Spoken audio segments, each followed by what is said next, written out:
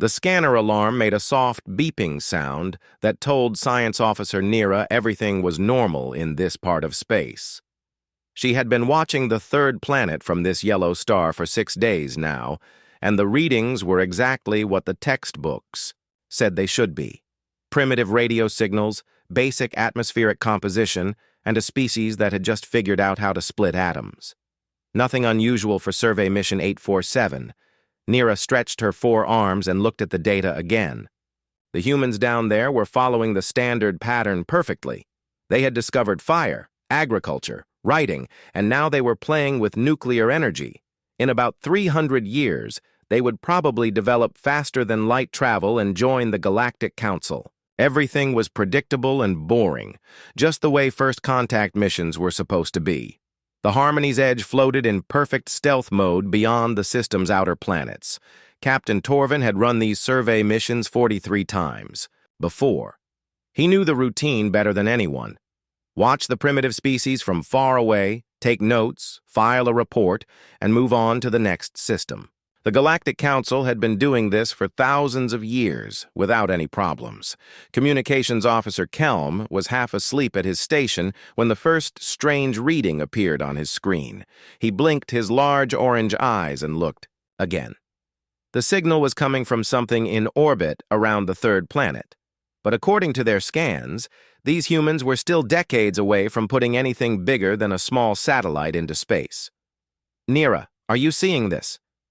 Kelm called across the bridge. His voice carried the slight musical tone that all members of his species had when they were confused. Nira turned her attention to the orbital readings and felt her stomach drop. There was definitely something up there that shouldn't exist. It was big, maybe 300 meters long, and it was generating power readings that made no sense for this level of civilization. "Captain Torvin to the bridge immediately," she said into the ship's communication system. Torvin arrived within minutes, his scaled green skin showing the dark patches that appeared when he was annoyed.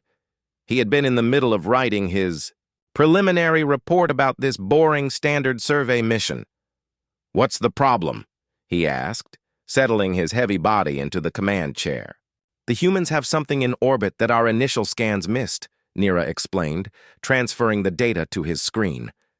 "The energy output suggests technology that's centuries beyond what they should have." Torvin studied the readings with growing concern. In all his years of survey missions, he had never encountered anything like this. Primitive species didn't just skip hundreds of years of technological development overnight. Could it be from another species? He wondered aloud. Maybe someone else made contact first? "No, sir," Kelm reported from his station. "I'm picking up communication signals from the object. They're definitely in human languages. And, sir, there's something else. I'm detecting weapon systems." The bridge fell silent. Weapon systems changed everything. If these humans had somehow developed advanced military technology, they could be a threat to other species in this region of space. The Galactic Council would need to know immediately. "Take us in for a closer look," Torvin ordered. "Maintain stealth mode. I want to know what we're dealing with before we file any reports." The Harmony's Edge moved slowly toward the inner system, its cloaking field hiding them from any possible detection. As they got closer, the orbital structure became clearer on their screens. It was definitely human-built, but the design was unlike anything in their databases. It looked like someone had taken 3 different types of space stations and somehow made them work together. "Captain, I'm reading multiple docking ports, manufacturing facilities, and what appears to be a research laboratory," Nira reported. "The power generation is coming from some kind of fusion system, but the design is completely different from standard fusion technology." "How different?" Torvin asked. "It's more efficient than anything we use, sir." That statement hung in the air like a bad smell. The Altarian people had been using fusion power for over 2,000 years. Their technology was considered some of the best in the galaxy. If these primitive humans had somehow developed something better, it changed the entire situation.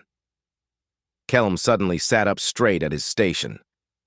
"Captain, we have a problem. I'm detecting a massive power surge in our cloaking system. Something's wrong. Before anyone could respond, sparks began flying from the stealth generator. The lights on the bridge flickered, and several warning alarms started making noise at the same time.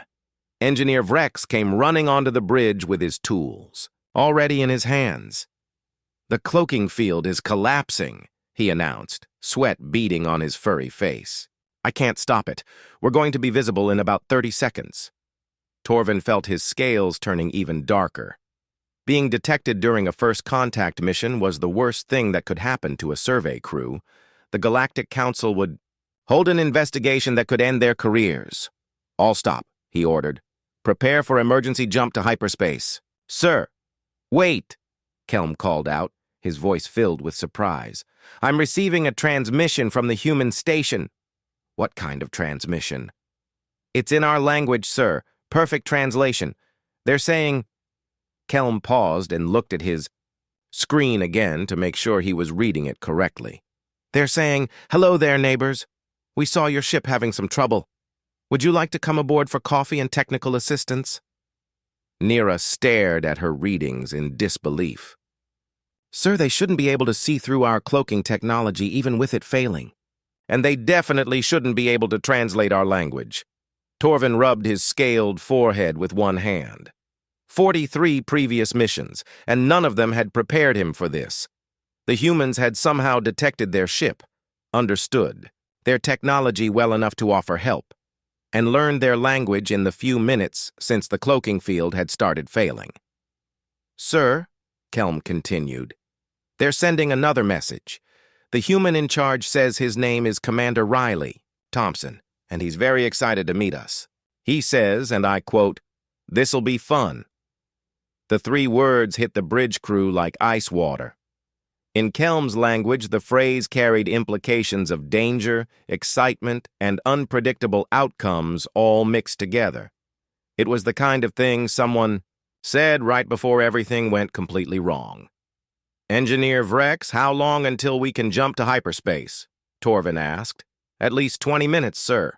The cloaking system failure damaged several other systems. 20 minutes might as well have been 20 years.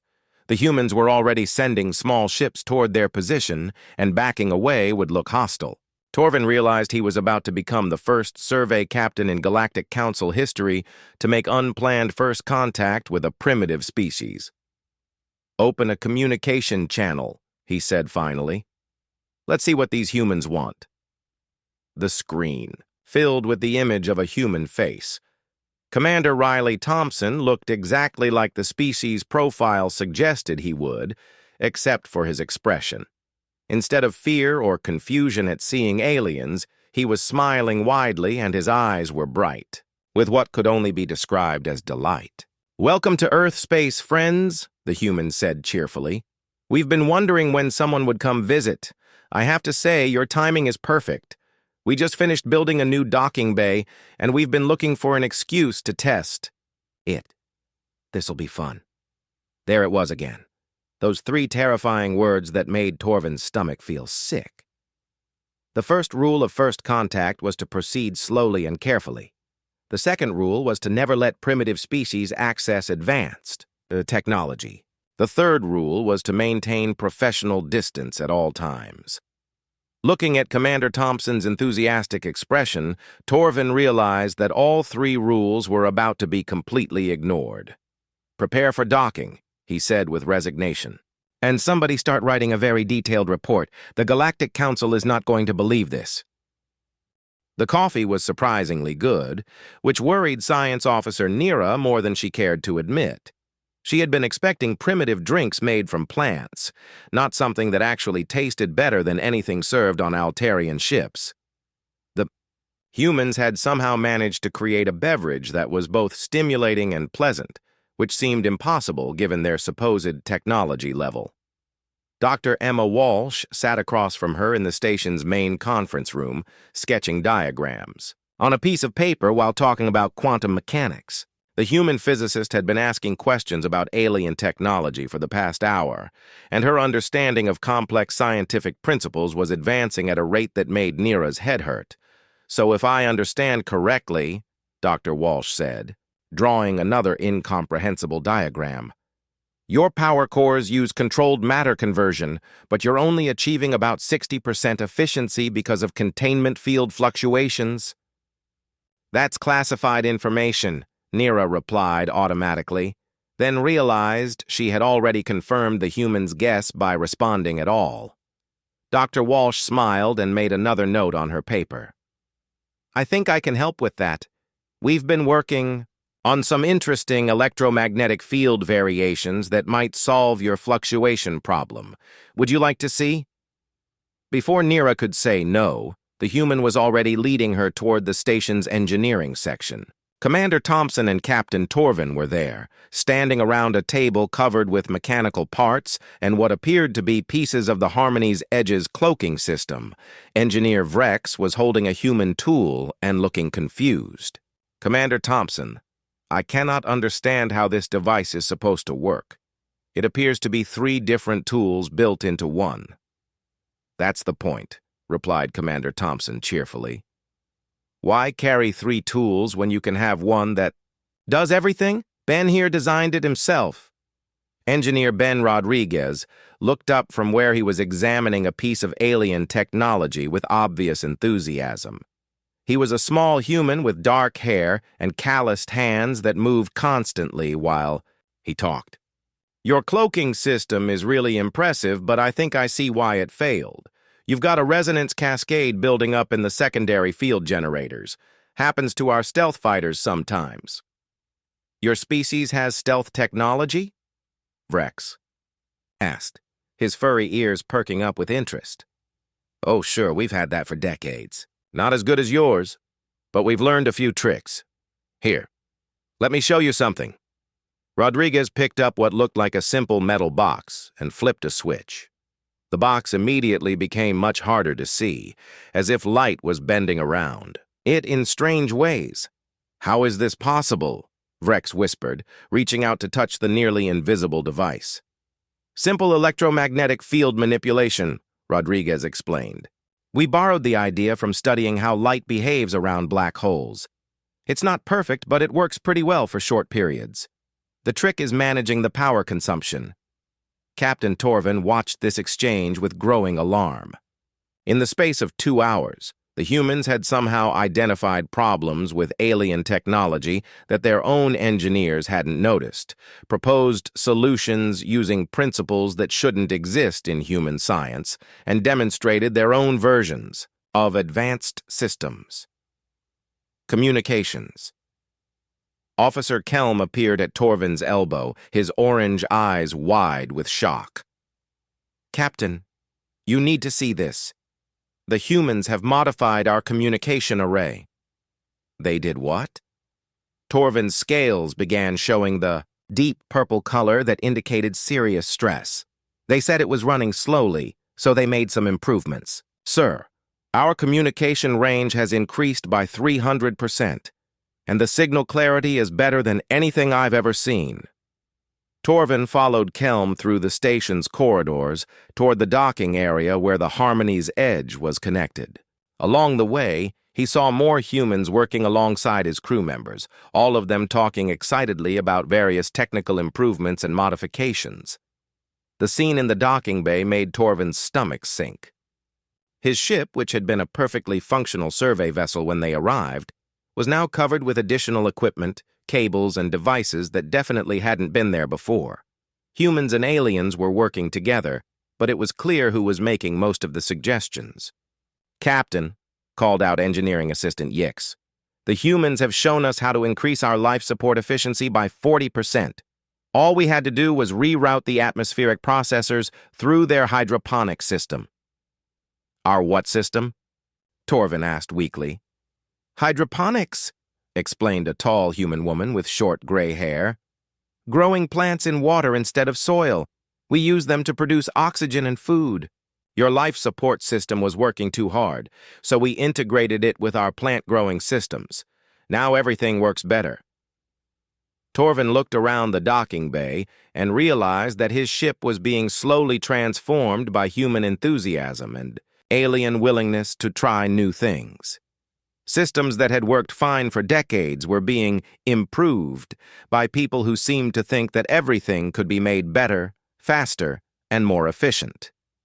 Commander Thompson, Torvin said carefully, while we appreciate your hospitality and technical assistance, we should probably be returning to our mission soon. Commander Thompson's face lit up with even more enthusiasm. Oh, you're on a mission? That sounds exciting. What kind of mission? Torvin realized he had made a mistake by mentioning their assignment. Just routine space mapping, very boring, nothing that would interest you. Space mapping is never boring, Dr. Walsh interjected, looking up from her conversation with Nira. Where are you mapping? We've been doing our own surveys of this region, and we've found some really interesting anomalies. Anomalies? Nira asked, despite Torvin's warning look. Oh yes, Dr. Walsh said, pulling up a display on one of the station's screens. There's this fascinating area about 6 light-years from here where space itself seems to be folded in impossible ways. We've been trying to figure out how to get close enough to study it properly. Communications Officer Kelm made a choking sound. You mean the Maelstrom Nebula? Is that what you call it? Perfect name. The gravitational effects are incredible. We think there might be some kind of artificial structure in the middle of it, but our long-range sensors aren't good enough to get clear readings through all that interference. Torvin felt his world tilting sideways. The Maelstrom Nebula was exactly where they were supposed to go next. It was the most dangerous region in this sector of space, known for destroying any ship that got too close to its chaotic gravitational fields and energy storms. No one had ever returned from inside the nebula's outer edge. You're not actually planning to go there, are you? He asked, though he was already afraid of the answer. Well, we weren't sure how to approach it safely, Commander Thompson admitted. But now that you're here with your advanced ship and all this experience in space exploration, maybe we could work together on it. Pool our resources, combine our different approaches to the problem.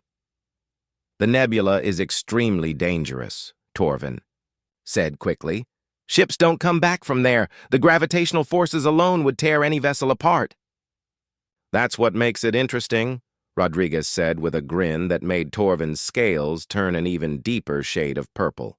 Besides, we love a good challenge. With your ship's technology and our creative problem-solving, we might actually be able to pull it off. Dr. Walsh nodded enthusiastically. Think of what we could learn. The scientific discoveries alone would advance both our civilizations by centuries. This sounds like fun, Commander Thompson added, and Torvin felt his heart sink into his boots. There it was again, those 3 words that seemed to predict disaster. Torvin looked around at his crew, who were all listening to the human plans with expressions ranging from fascination to outright terror.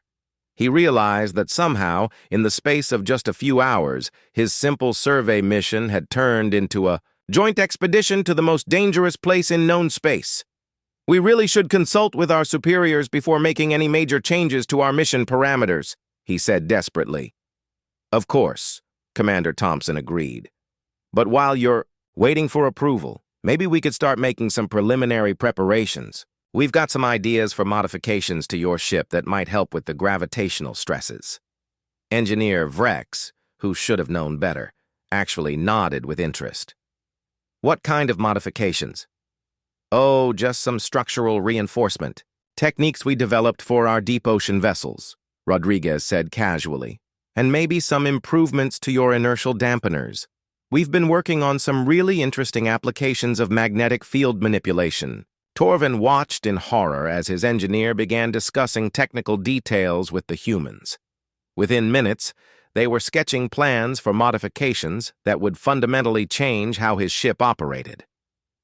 The humans talked about these dangerous alterations as if they were simple maintenance upgrades. Captain, Nira said quietly, their ideas actually make sense from a theoretical standpoint. The modifications they're suggesting could significantly improve our chances of surviving high-stress situations. The key word is could, Torvin replied. They could also turn my ship into a floating disaster. But think of the possibilities. Dr. Walsh said, overhearing their conversation. "We're talking about exploring regions of space that no one has ever seen before. The scientific knowledge we could gain would benefit everyone." Torvin realized that his crew was being infected by human optimism. The aliens who had been perfectly content with routine, safe survey missions were now talking about dangerous exploration as if it were the most natural thing in the world. "How long would these modifications take?" he asked, knowing he was probably making a terrible mistake. "Oh, just a few days," Rodriguez said cheerfully. "We work fast when we're excited about a project. And trust me, this is the most exciting thing we've done in years." Looking at the enthusiasm on every face, both human and alien, Torvin realized that his fate was sealed. Somehow these humans had convinced his entire crew to volunteer for what was essentially a suicide mission, and they were all looking forward to it. "Fine," he said with resignation, "but we're doing this my way, careful, methodical, and with every possible safety precaution." "Absolutely," Commander Thompson agreed. "Safety first, but you have to admit, this'll be fun." Torvin closed his eyes and tried to remember what his life had been like when his biggest worry was filing boring survey reports. The probe exploded in a spectacular display of light and twisted metal that should have ended the experiment immediately. Instead, Engineer Rodriguez stared at the debris field with obvious delight and started taking notes on a tablet computer. "Perfect," he said, as if watching expensive equipment get destroyed was exactly what he had hoped for. "Did you see how the gravitational field tore through the outer hull? That tells us everything we need to know about stress distribution patterns." Science Officer Nira looked at the readings on her screen with growing disbelief. They were positioned at what should have been a safe distance from the Maelstrom Nebula. But even here, the gravitational anomalies were strong enough to crush most ships. The probe they had just lost was the fifth one destroyed in 3 days of testing. "Rodriguez, that probe cost more than most planets spend on their entire space programs," she pointed out. "Money well spent," Dr. Walsh replied from her position at the sensor station. "Each failure teaches us something new about the conditions inside the nebula. Look at these energy readings. The gravitational waves are actually creating a stable pattern. It's like the chaos has its own rhythm." Captain Torvin studied the data with the expression of someone watching his career slowly dissolve. The joint expedition to the Maelstrom Nebula had seemed like a reasonable compromise when they started. Stay at a safe distance, launch some probes, gather basic information, and file a report that would satisfy both human curiosity and Galactic Council safety requirements. That plan had lasted exactly 6 hours. The humans had immediately begun suggesting minor modifications to the probe designs. Then they wanted to test slightly more aggressive scanning patterns.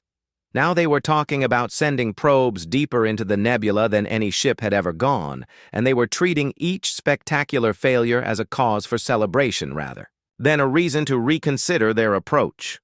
"The next probe needs better gravitational shielding," Rodriguez announced, already sketching designs on his tablet. "I'm thinking we could use some kind of rotating field configuration that works with the nebula's energy patterns instead of fighting against them." "That's impossible," Engineering Officer Vreck said automatically. "Gravitational fields can't be rotated." "Says who?" Dr. Walsh asked with genuine curiosity. "We've been experimenting with rotating electromagnetic fields for years. The principles should be similar." "Gravity doesn't work like electromagnetism," Nira explained patiently. "The fundamental forces are completely different." "Different, but not unrelated," Dr. Walsh replied, bringing up a complex mathematical equation on the main screen. "Look, if we treat gravitational fields as a subset of space-time geometry, then field rotation becomes a matter of dimensional manipulation rather than force vector adjustment." Nira stared at the equation and felt her understanding of physics wobble slightly. The math was wrong in every way that mattered, but somehow it also made a twisted kind of sense. The human approach to science seemed to involve taking impossible, ideas and finding ways to make them work anyway.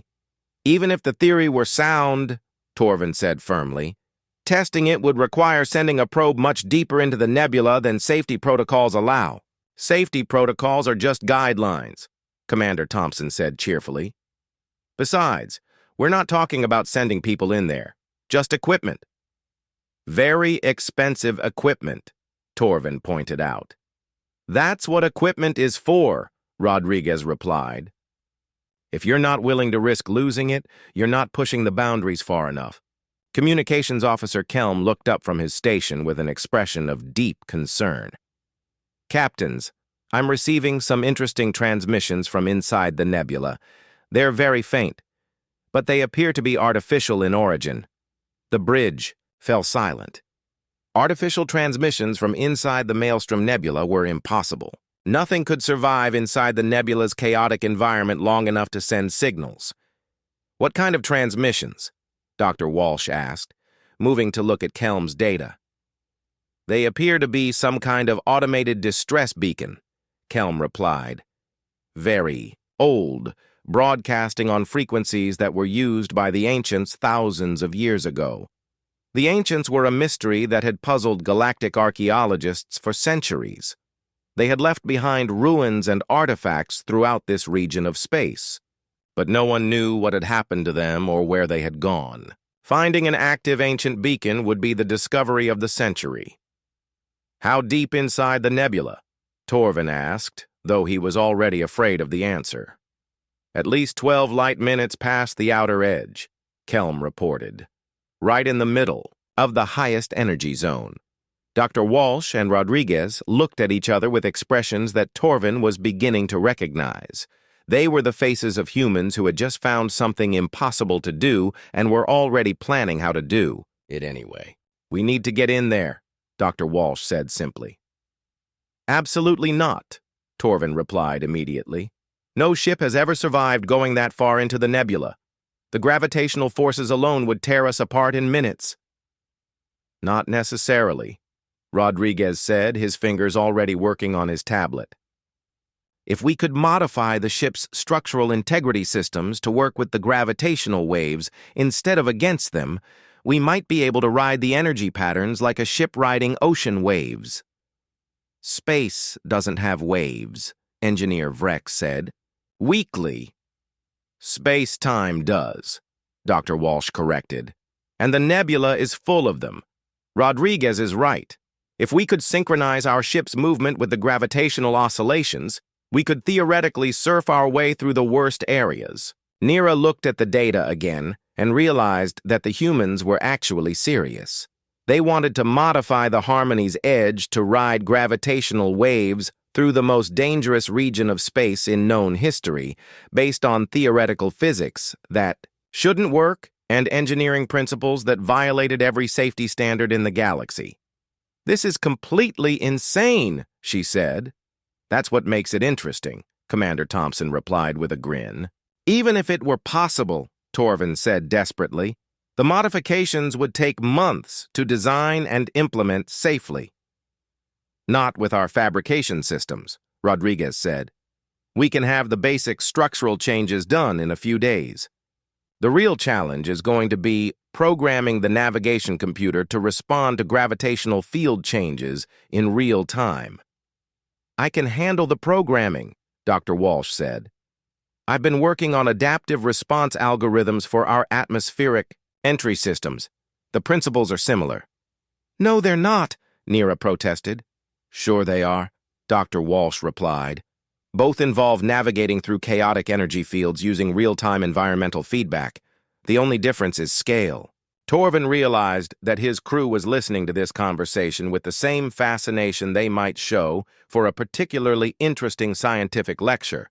The humans had somehow made their impossible plan sound almost reasonable. What about the risk to the crew? He asked. Minimal, if we do it right, Rodriguez said confidently. The modifications we're talking about would actually make the ship safer overall. Better stress distribution, improved energy management, more responsive control systems. And if you do it wrong, then we'll learn something valuable about the Limits of current technology, Dr. Walsh said with disturbing cheerfulness. Torvin looked around the bridge at his crew. Engineer Vrex was studying Rodriguez's tablet with obvious interest. Nero was running calculations on the human's theoretical modifications. Even Communications Officer Kelm was examining the ancient beacon data with excitement rather than proper caution. "Sir," Nero said quietly, "their modifications might actually work. The theory is unconventional, but it's mathematically sound, and the potential scientific discoveries would justify almost any risk," Dr. Walsh finished. "We're talking about technology from a civilization that disappeared thousands of years ago. The knowledge we could gain might revolutionize space, travel for everyone. Besides," Commander Thompson added, "what's the worst that could happen? If the modifications don't work, we just back out and try a different approach." "The worst that could happen is that we all die horribly in the depths of space," Torvin replied. "Well, yes," Thompson admitted. "But that's true of any space mission, isn't it? At least this way, if something goes wrong, it'll be while we're doing something really important." Torvin closed his eyes and tried to remember when his life had been simple and predictable. 3 weeks ago, his biggest worry had been whether the food recyclers would last until their next supply run. Now he was seriously considering modifications that would either revolutionize space travel or turn his ship into an expensive piece of debris. "How long would it take to implement these modifications?" he asked, knowing that he was about to make the worst decision of his career. 3 days for the basic structural work," Rodriguez said immediately. "Another 2 for testing and calibration. And if something goes wrong during testing, then we'll fix it and try again," Dr. Walsh said with the kind of confidence that came from never having failed at anything important. "That's how engineering works." Torvin looked at his crew one more time. They were all watching him with expressions of hope and anticipation. Somehow, these humans had convinced an entire ship full of aliens to volunteer for what was essentially a suicide mission, and they were all excited about it. "Fine," he said with resignation, "but we're doing this slowly and carefully with constant safety monitoring and immediate abort protocols." "Absolutely," Commander Thompson agreed. "Safety first, adventure second." "And when this kills us all," Torvin added, "I want it on record that this was your idea." "Fair enough," Rodriguez said cheerfully, already heading toward the engineering section. "But you have to admit, if we pull this off, it's going to be the most fun anyone's had in centuries." Torvin watched the humans leave the bridge to begin their impossible modifications and wondered if it was too late to request a transfer to a nice, quiet desk job somewhere far away from anyone who thought gravitational surfing sounded like a good idea. The ancient structure appeared on their screens like a ghost from another age, massive and impossible and slowly being torn apart by forces that should have destroyed it millions of years ago. Dr. Walsh stared at the readings with the kind of expression usually reserved for religious experiences, while Engineer Rodriguez was already sketching rescue plans on his ever-present tablet. "It's beautiful," Dr. Walsh whispered, and Nira had to admit that the human was right. Even as they watched, pieces of the megastructure were breaking away and disappearing into the nebula's chaotic energy storms. But what remained was clearly the work of a civilization far beyond anything in current galactic knowledge. "How big is it?" Communications Officer Kelm asked, his voice filled with awe. "At least 50 kilometers across," Nira replied, checking her instruments twice to make sure she was reading them correctly. "And it appears to extend for several hundred kilometers in multiple directions. It's not just a space station, it's an entire city." Captain Torvin studied the structure with the expression of someone watching his career take another turn toward complete disaster.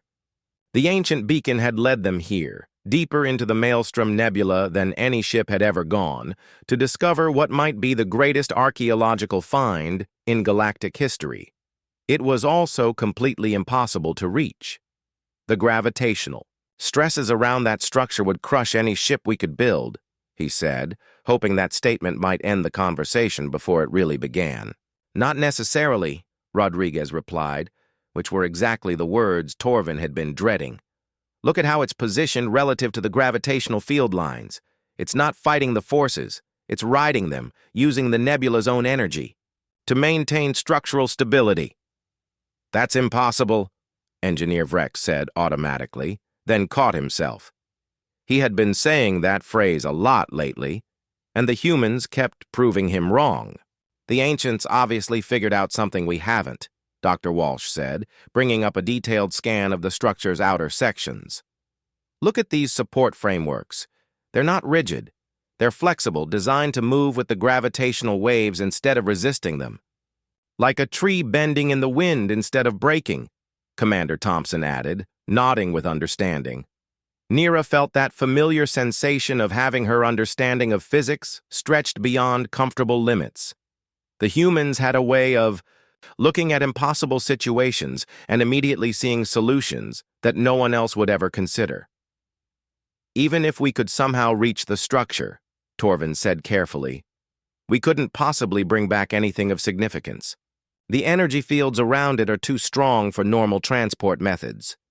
We don't need to bring back everything, Dr. Walsh replied. Just the important stuff. The computer cores, the central data storage systems, maybe some of the more portable, technological devices.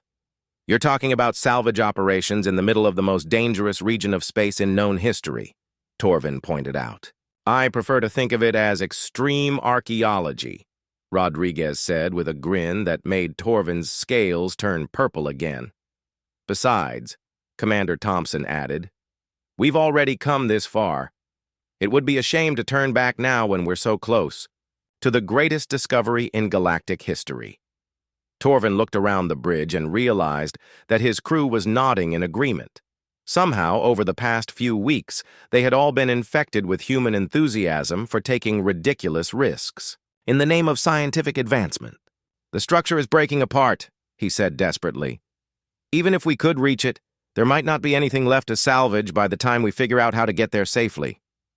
That's why we need to move fast, Dr. Walsh said, already working on calculations. Rodriguez, how quickly could we modify our approach vector to match the structure's gravitational resonance? Give me 6 hours and I can have the navigation systems reprogrammed, Rodriguez replied immediately. The tricky part is going to be matching our ship's structural frequency to the same harmonic patterns the ancients are using. Our ship doesn't have a structural frequency, Vrex said weakly. It does now, Rodriguez said cheerfully. The modifications we made for navigating the nebula included harmonic resonance generators. All we have to do is tune them to the right frequency. Nira checked her instruments again and realized that the humans were actually serious. They wanted to turn the Harmony's edge into some kind of gravitational tuning fork and use it to surf their way through impossible energy fields, to reach a structure that was actively being destroyed by forces beyond comprehension. This is the most dangerous thing anyone has ever attempted, she said. That's what makes it exciting, Commander Thompson replied. What if the structure collapses while we're approaching it? Torvin asked. Then we'll have front row seats to the most spectacular engineering failure in history, Dr. Walsh said with disturbing enthusiasm. But look at these readings. The structure has been stable for thousands of years. The ancients built it to last.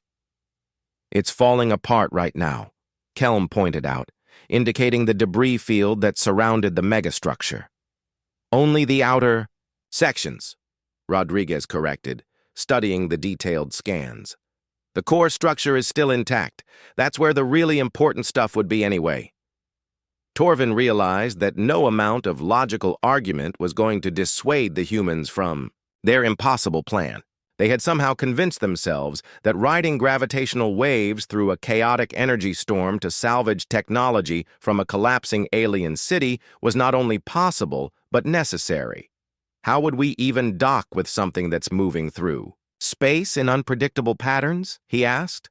We don't dock, Dr. Walsh explained, as if the answer were obvious. We match its movement patterns and go in with EVA suits. Small teams. Quick in and out. Grab what we can carry. EVA suits? Nira repeated in horror. You want to do spacewalks in the middle of the Maelstrom Nebula? Sure, Commander Thompson said. Our EVA suits are designed for extreme conditions. Besides, the gravitational fields might actually make it easier to move around once we're inside the structure's protective envelope. What protective envelope? Torvin demanded. The one the ancients obviously built to keep their city from being torn apart, Rodriguez replied, pointing to his tablet screen. Look at these energy readings. There's definitely some kind of field generator keeping the worst effects away from the inhabited areas. How do you know there are inhabited areas? Vrex asked. Because the beacon is still broadcasting, Dr. Walsh said simply. Someone or something is maintaining that signal, which means there's still active technology in there. The possibility that they might encounter living ancients had not occurred to Torvin. It should have made the mission more interesting from a diplomatic standpoint, but somehow it only made everything seem more dangerous. If there are ancients still alive in that structure, he said slowly, then approaching without proper first. Contact protocols could be considered an act of war. Or it could be the greatest diplomatic breakthrough in galactic history, Commander Thompson countered. Think about it. We could be the first people to actually talk to the ancients. The knowledge they could share with us would advance every civilization in the galaxy by thousands of years. Or they could be hostile, Torvin pointed out. Only one way to find out, Rodriguez said with the kind of cheerful optimism that had become Torvin's least favorite human characteristic. Nira was studying the sensor data with growing excitement, despite her better judgment. Captain, if we could successfully salvage even a small portion of ancient technology, it would revolutionize our understanding of physics. Their energy generation methods alone could solve power problems for every world in the Galactic Council. And if we die in the attempt, none of that matters, Torvin replied. But if we succeed, Dr. Walsh said, we'll have given every species in the galaxy the greatest gift possible. Knowledge. Torvin looked around the bridge one more time. His crew was watching him with expressions that had become familiar over the past few weeks. They were excited, eager, and completely convinced that the humans' impossible plan would somehow work. What are the actual odds of survival? He asked. Rodriguez and Dr. Walsh looked at each other and had one of those silent conversations that humans seemed to specialize in. Finally, Rodriguez shrugged. Honestly, maybe 60-40 against us, he admitted.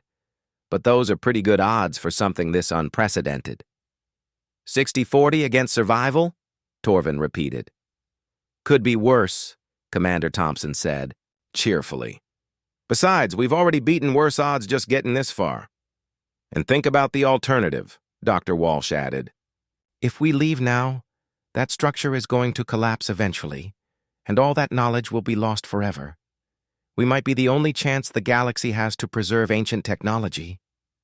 Torvin closed his eyes and tried to imagine explaining to the Galactic Council how he had managed to lose his entire crew while attempting to salvage technology from a collapsing alien city in the middle of the most dangerous region of space in known history.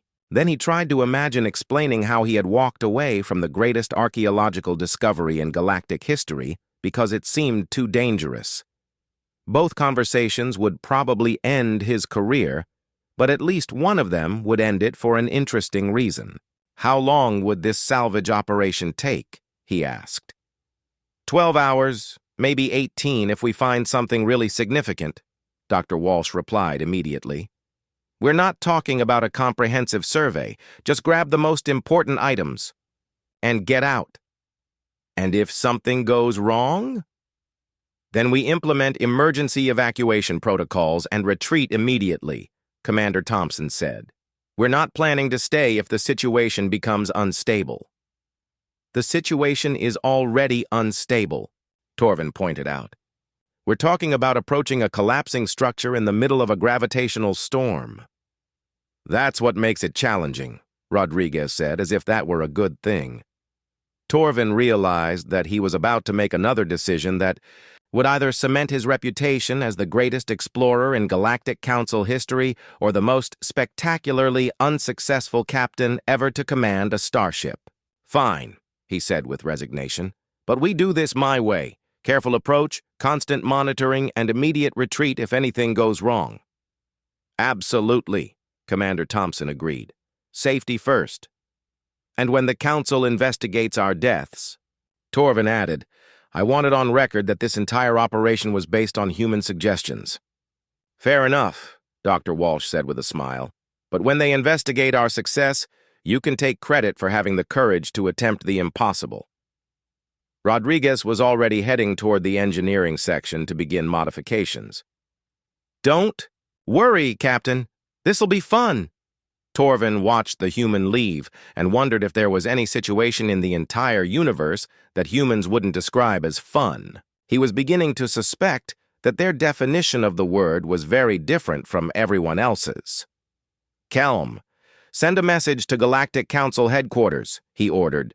Tell them that Survey Mission 847 has encountered unexpected complications and may be delayed in filing our final report. What kind of complications should I mention, sir? Kelm asked. Torvin thought about that for a moment. How did one explain that they were about to attempt the most dangerous salvage operation in galactic history because a group of humans had convinced them it would be educational? Just say we've discovered something that requires further investigation, he said finally. And include our current coordinates, just in case anyone needs to know where to look for the wreckage. As the crew began preparations for their impossible mission, Torvin reflected on how dramatically his life had changed since meeting the humans. 3 weeks ago, he had been a safe, reliable survey captain with a spotless record and a predictable future. Now he was about to attempt something that would either make him famous throughout the galaxy or ensure that his name was remembered as a cautionary tale about the dangers of listening to species that thought gravitational surfing was a reasonable form of transportation. Either way, it was definitely going to be more interesting than filing routine survey reports. The ship screamed as gravitational forces twisted its hull in directions that physics said were impossible. But somehow Engineer Rodriguez's modifications held everything together with what could only be described as aggressive optimism. Sparks flew from overloaded systems while Dr. Walsh calmly adjusted their trajectory through space-time distortions that made Navigation Officer Kelm's instruments spin like carnival rides. Hull stress at 97% of tolerance. Engineer, Vrex reported, his voice tight with stress. I don't know how much more the ship can take. She'll hold, Rodriguez said confidently, rerouting power through systems that had never been designed to work together. The coffee makers are handling the extra load beautifully. You're using coffee makers to stabilize our hull integrity? Captain Torvin asked in disbelief. Emergency power routing, Rodriguez explained cheerfully. Coffee makers have excellent power regulation systems. Who knew? The Harmony's edge rode another gravitational wave deeper into the nebula's heart, and Torvin watched his career disappear behind them, along with any hope of a quiet retirement. The ancient structure loomed ahead of them through the chaos, impossibly, massive and somehow still functional after thousands of years of gravitational abuse.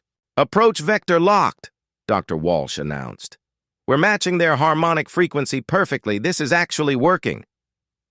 Don't sound so surprised, Commander Thompson said with a grin. We told you it would work. You told us it had a 60-40. Chance of working, Science Officer Nira corrected, checking her instruments for the 100th time in 10 minutes. Those were conservative estimates, Rodriguez replied. I like to underpromise and overdeliver. A massive piece of debris tumbled past their view screen, spinning end over end through gravitational fields that should have crushed it instantly. Torvin realized that they were now flying through what amounted to an active demolition zone, dodging chunks of ancient architecture while surfing energy waves that could flatten planets. EVA teams, prepare for deployment, Commander Thompson ordered. We're going to have a narrow window for the salvage operation. Torvin watched his crew prepare for spacewalks in conditions that would have been considered suicidal under normal circumstances. Somehow, over the past few weeks, his aliens had absorbed human attitudes about risk assessment. They were actually excited about the prospect of floating through chaotic gravitational fields to explore a collapsing alien city. "Captain, I'm reading massive energy signatures from the structure's core," Nira reported. "Something big is still active in there." "Probably their main computer systems," Dr. Walsh said, adjusting her EVA suit's sensor packages. "Ancient technology was built to last. Even after all this time, there's probably enough processing power in that structure to run a small civilization. Or enough destructive capability to vaporize anyone who gets too close," Torvin muttered. "Only one way to find out," Rodriguez said, checking his suit's toolkit. "Besides, what's the worst that could happen?" Before Torvin could answer that question in detail, the ship shuddered as they passed through another gravitational wave. Emergency lights flickered throughout the bridge, and several warning alarms started making concerned noises. "Hull breach. In Section 7, Vrex reported. "Sealing now." "That's fine," Rodriguez said calmly. "We expected some structural damage. The important thing is that we made it through the worst part." "This was the worst part?" Kelm asked nervously. "Oh no," Dr. Walsh replied cheerfully. "The worst part is the EVA operation. This was just the challenging part." Torvin felt his scales turn colors that probably didn't exist in nature. The humans had somehow convinced him that flying through impossible gravitational fields was the easy part of their plan. "EVA Team 1, prepare for deployment," Commander Thompson announced. "Rodriguez, Walsh, and Vrex, you're going after the computer cores. Team 2 will handle the portable technology. Everyone stays in constant communication, and nobody takes any unnecessary risks." "Define unnecessary," Rodriguez said, already moving toward the airlock. "Anything that might get you killed," Torvin replied immediately. "That's a pretty broad category in our current situation," Dr. Walsh pointed out. The EVA teams launched into space in modified suits that Rodriguez had somehow designed to work with the nebula's gravitational fields. Torvin watched them disappear into the chaotic energy storms surrounding the ancient structure and wondered if he would ever see any of them again. "Teams are approaching the structure," Nira reported from the sensor station. "I'm reading successful magnetic anchor deployment. They're inside the protective field envelope." For the next several hours, Torvin listened to constant chatter from the EVA teams as they explored the ancient city. Their reports grew increasingly excited as they discovered intact computer systems, functional manufacturing equipment, and data storage devices that contained information spanning thousands of years. "Captain, you need to hear this," Dr. Walsh's voice crackled through the communication system. "The ancients didn't disappear. They ascended to a higher dimensional state. Their entire civilization is still here, just operating on a different level of reality." "What does that mean?" Torvin asked. "It means we're not just salvaging their technology," Rodriguez's voice added. "We're preserving their entire cultural legacy. This is bigger than we thought. Everything we're finding suggests that they left these systems running specifically for other species to discover," Dr. Walsh continued. "It's like they built this place as a gift for whoever was advanced enough to reach it." Torvin realized that the humans had somehow stumbled onto something far more significant than anyone had imagined. They weren't just recovering ancient artifacts. They were making first contact with a civilization that had transcended physical existence. "How much can you salvage?" he asked. "More than we hoped," Commander Thompson replied. "The ancients designed their technology to be compatible with less advanced systems. It's like they knew someday other species would need to interface with their equipment." "Are we talking about a few computer cores or something more substantial?" "We're talking about complete technological databases," Dr. Walsh said, excitement clear in her voice.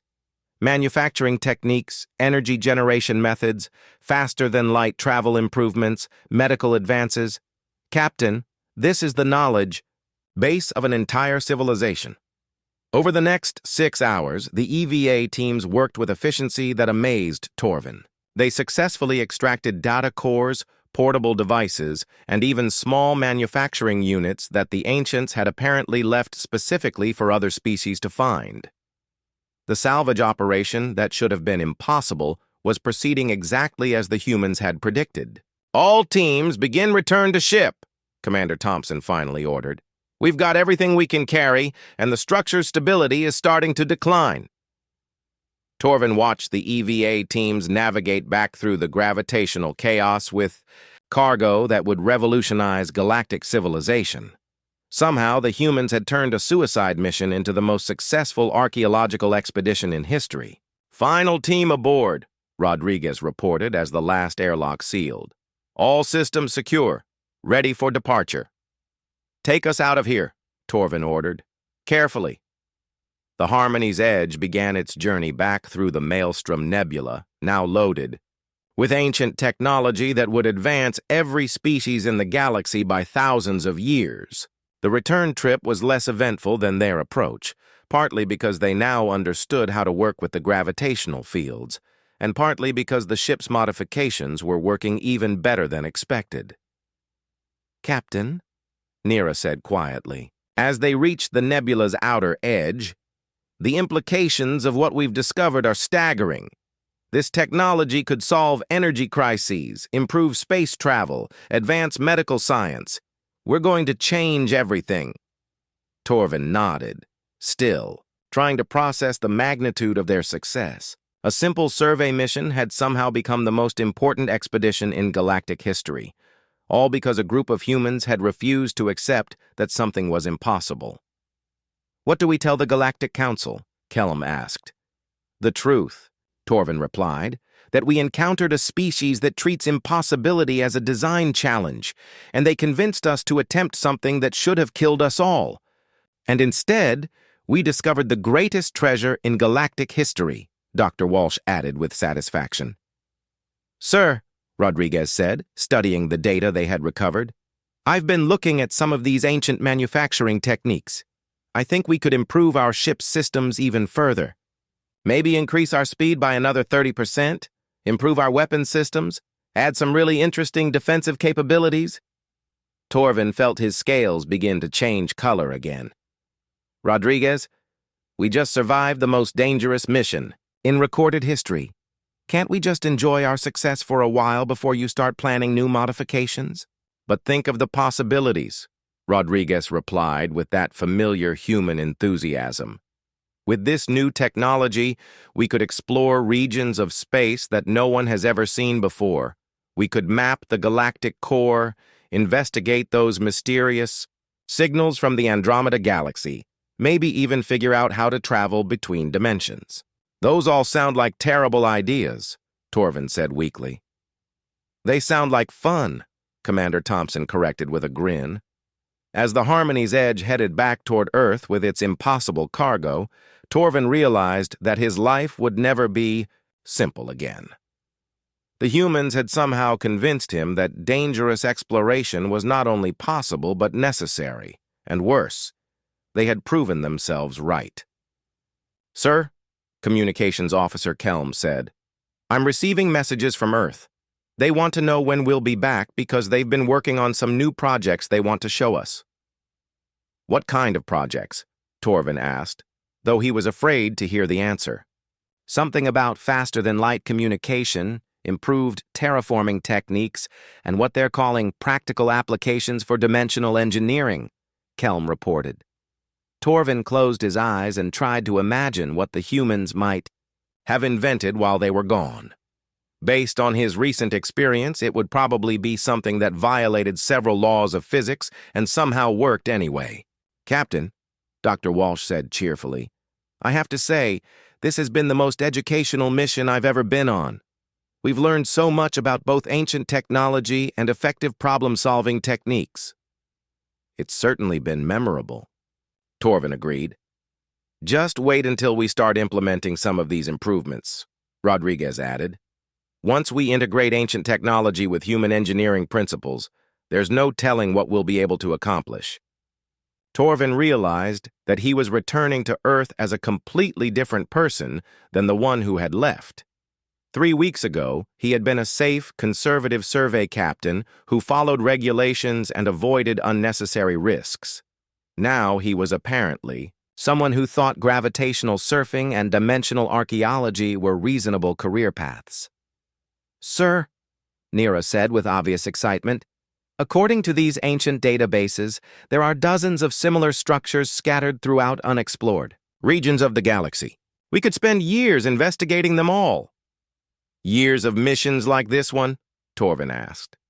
"Think of it as job security," Commander Thompson replied with a laugh. As Earth grew larger on their view screen, Torvin reflected on the humans' most dangerous characteristic. It wasn't their tendency to ignore safety protocols or their habit of treating impossible situations as interesting challenges. It was their ability to make everyone around them believe that the impossible was not only achievable, but fun. "Captain," Rodriguez said, looking up from his analysis of ancient technology, "I've been thinking about our next mission. With these new systems, we could probably explore that black hole at the center of the galaxy. I bet there are some really interesting gravitational effects we could study." "Absolutely not," Torvin said immediately. "Come on," Dr. Walsh added. "It'll be fun." Torvin looked around his bridge at the faces of his crew, both human and alien, all of them eager for their next impossible adventure. He realized that somehow, over the course of a few weeks, he had become the captain of the most dangerous and successful exploration vessel in galactic history. "Fine," he said with resignation.